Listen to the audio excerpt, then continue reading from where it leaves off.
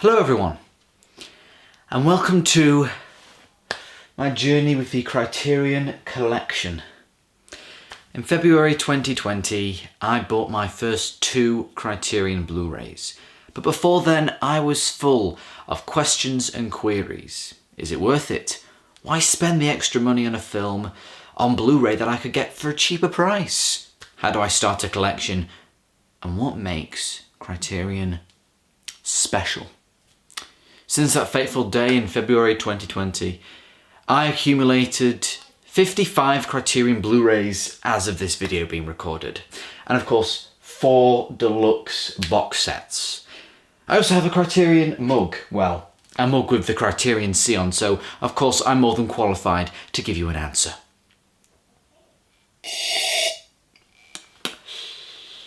I don't know why I just sipped that, there's nothing in the mug.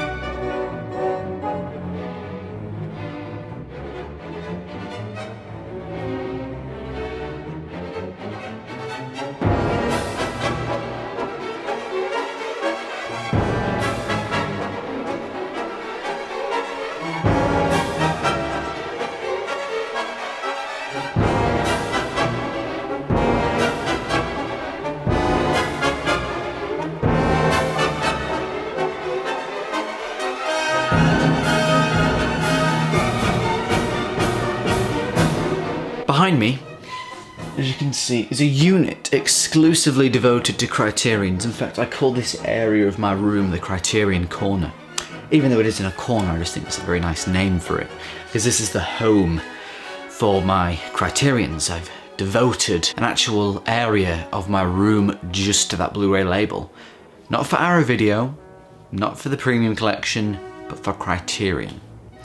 A popular question a lot of people ask me is, how do you get into collecting Criterions? Because this video isn't just going to be exploring all my different films that I own on Criterion Blu-ray, which it will at the end, and talking about how I got into it as well, because that will also answer your question, because as I spoke of in the intro, I had questions, I had queries. Why would I spend more money on a film that I could get for cheaper on an arbitrary Blu-ray? It's down to you. Do you want the most premium packaging and quality ever for a film? If you do, get a Criterion. If you don't, get a Blu-ray. Happy days. But it's a very daunting task getting your first Criterions, and I always say this, buy what you know. My first 2 Criterions, Dr. Strangelove and Life Aquatic with Caesar Zoo. When I bought these 2 Blu-rays back in February, I had already seen these films.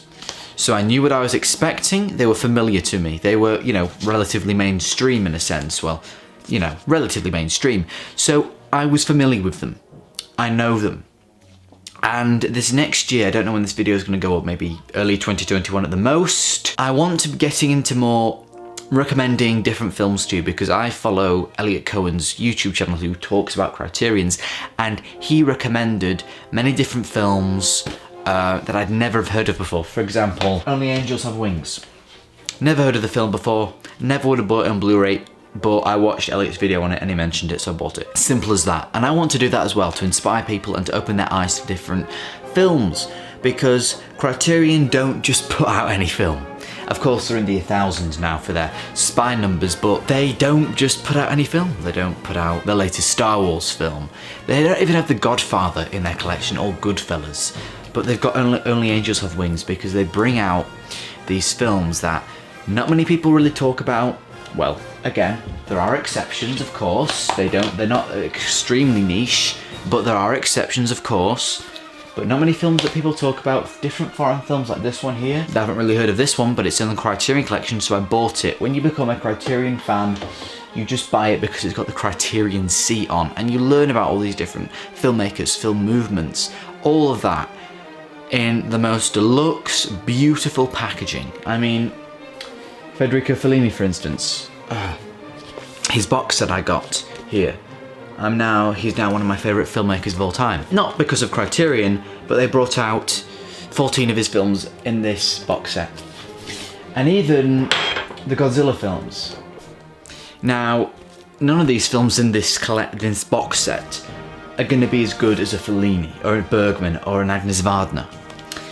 But they still did it. They still brought out a deluxe packaging for these Japanese Godzilla films, as you can see in here. And that really speaks to Criterion, you know, showing film history. They are really just the best.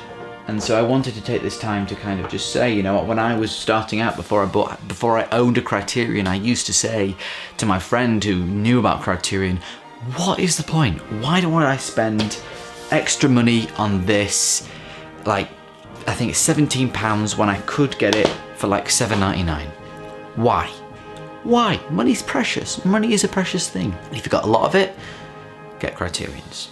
If you've got a lot of it, and you're prepared to do it, get imports, because in the UK we don't have every Criterion, unfortunately, so we've got to import it. For example, Best Hotel, you can only get this in America. It's only region A, but luckily in, I think it's February, correct me if I'm wrong, the UK is finally getting this on region B, you know, in the UK, so that's great for all the UK fans out there. But I actually had to import this. Criterion now really have a very special place in my heart. I mean, they're the most premium, you know, kind of presentation for any film that includes quality and packaging and supplements and the essays. If I haven't convinced you already, I'm not sure what I can possibly do. But just a word of advice as well, it's also know when to buy. If you're watching in overseas, in America, then of course I think it's twice every year they have a 50% off sale at Barnes & Noble. And in the UK we get certain offers on, like we just had the 3 for £30 deal, we had, I think it was a 2 for £25 deal as well, and know when to buy, definitely. Like, if I just bring up this bad boy, the Bergman set, I got this, this would have been $300, but I got this half price, $150, which, you know, if we convert the currency, is about 130 something for me, you know, adding on shipping and import fees and stuff like that. And in this bad boy we have 39 films for a little over £130. I mean, yeah, do I have to say anything else?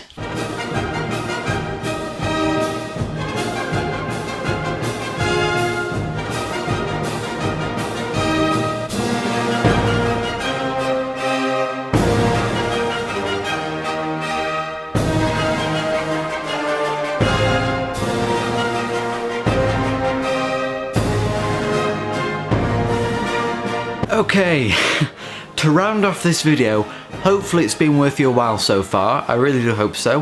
We're going to be looking at every film that I own on Criterion, and as you can see I have stacked them here, and it is a very, very fragile pile I've made here. This is, again, every single Criterion Blu-ray I own is piled up. I'm surprised I got this far without making it fall down, so I think we'll have to just start from the top and work our way down. So we'll start from the latest spine number down to the earliest one I own. So first of all, oh gosh, this is a scary one. We have The Irishman. Very lucky to get this at Christmas. Cannot wait to watch this on the beautiful Criterion Blu-ray. I absolutely love this digibook style of the packaging, especially for the Netflix original movies that go on to Criterion Collection. And The Irishman is one of Scorsese's best films and Netflix's best film, 100%. And I can't wait to dig into the supplements and the essays we've got here. Yeah, really fantastic. Love that film. I'm going to have to push you away, Fellini. Sorry, guys. Push that back. Then we got Ghost Dog. This was a surprise from a good friend of mine. And I was never actually going to get this film, but I was really happy that I got it because, well, anything with the Criterion C on, I'm in, of course. And this just seemed like a very Interesting film indeed. Again, I don't know much about it. I opened it up and you get like a guide to being a samurai thing here, which is really cool. Like it tells you a nice little Criterion thing there for us. But yeah, Ghost Dog, again, I don't know if I'm meant to be saying the spy numbers here, but that Irishman was spy number 1058 and Ghost Dog was 1057. Next we have, of course, the fantastically acclaimed film of Parasite. I don't think I need to say anything about this film. I just say it's Parasite and we all kind of know, oh, okay, it's the masterpiece of Bong Joon-ho. I'm so happy this got a Criterion release, and I do believe his other film, Memories of Murder, is expecting a Criterion release as well. Okay, we've got The Elephant Man, a recent pickup I got from the Barnes & Noble sale in America. I'll leave the video up here for you to check out where I talk more in depth, but I love this gothic style of packaging as well. Really encapsulates the feel of the movie. Yeah, Elephant Man, if you haven't seen it, get it. Maybe even get the Criterion of it. I'd recommend it. Okay, now we've got Beau Travel, the Claire Denis film. Still haven't got round to watching it, but again, I really like the blue colour scheme we've got going on here, but you can't really see the spy number. That's 1042. I'm not actually going to say the spy numbers, I always forget. This isn't a movie haul, people. But anyway, another Netflix Criterion release is Marriage Story. Really nice. I like how they give the Netflix Criterion releases a digibook packaging as well. There's Marriage Story. Really great film. Really well scripted as well. Come and see. There it is. Oh, the lighting. Portrait of a Lady on Fire. The Cameraman. Scorsese Shorts. Please do a Kubrick shorts, please. The Grand Budapest Hotel, Roma, Failsafe, Klute, In the Heat of the Night, The Age of Innocence, Stalker, the Before trilogy, so that contains Before Sunrise, Before Sunset, and Before Midnight. Punch Drunk Love, Akira Kurosawa's Dreams, Blood Simple, Dr. Strangelove or How I Learned to Stop Worrying and Love the Bomb, Only Angels Have Wings, A Brighter Summer's Day, The Graduate, Inside Llewellyn Davis. I feel like this pile is actually going to fall, people.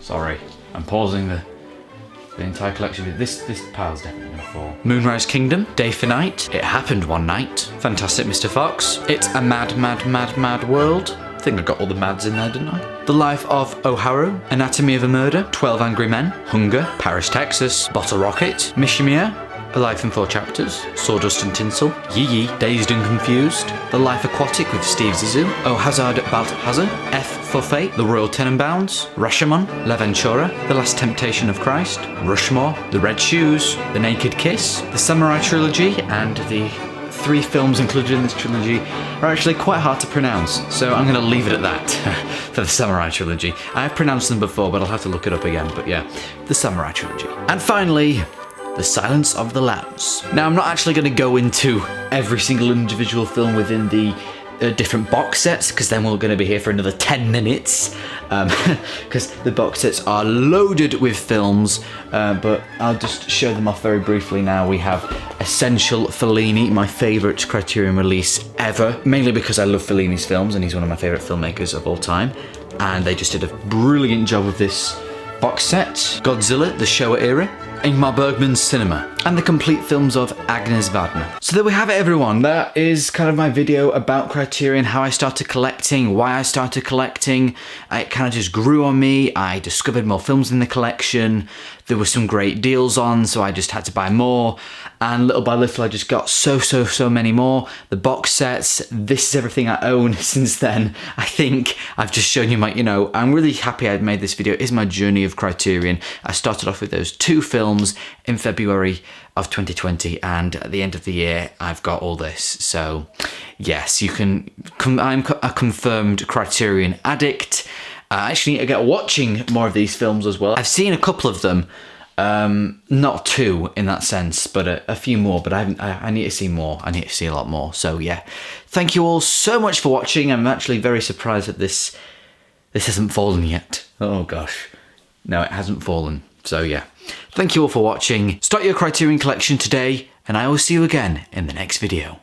Bye.